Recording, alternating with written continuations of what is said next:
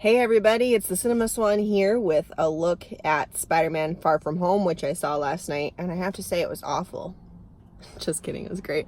Marvel just continues to impress me. It was going to be really hard to follow Endgame. It was going to be really hard to go up after what happened there and make it, some semblance of anything.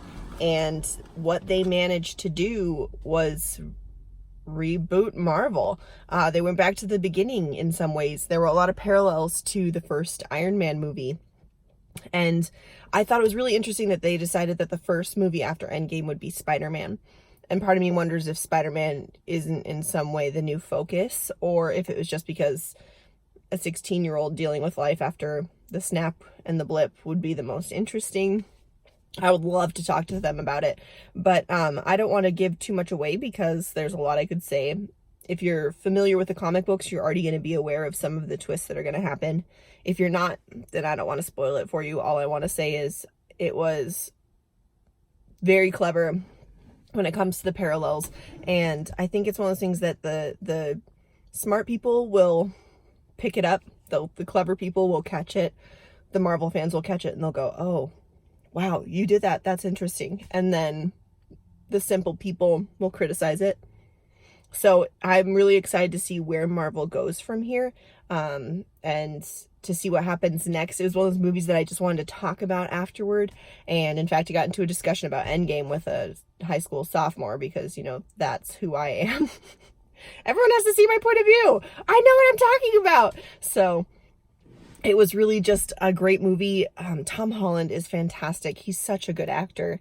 And Zendaya and Tom have such a knack for playing high schoolers. The fact that they're in their early 20s, yet they can play the awkward, quirky 16-year-olds so well.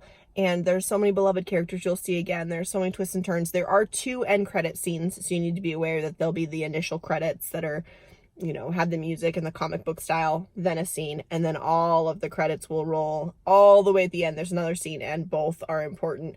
Both are very important. You have to stay. You will miss everything if you don't stay for those. So, because they're setting a lot up. So you have to stay for those end credit scenes.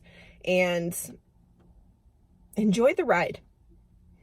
Enjoy the ride in a sense that there are no Avengers. I mean, there are Avengers, but this isn't an Avengers movie. This is a Spider-Man movie. So there aren't going to be, Spider-Man, and it's going to be about Spider-Man, and there may be other heroes in the movie, maybe, I don't know.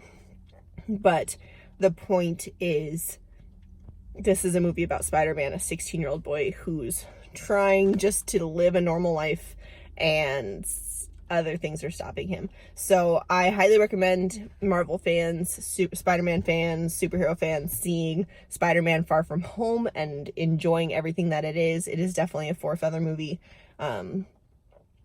Maybe 4.5. I don't know. I don't like to give out the 5s because Endgame was a 5, and but it is. I even was tearing up at one point because you're dealing with the aftermath of Endgame, and it's real, and it's beautiful. So go see Spider-Man Far From Home. It's worth it.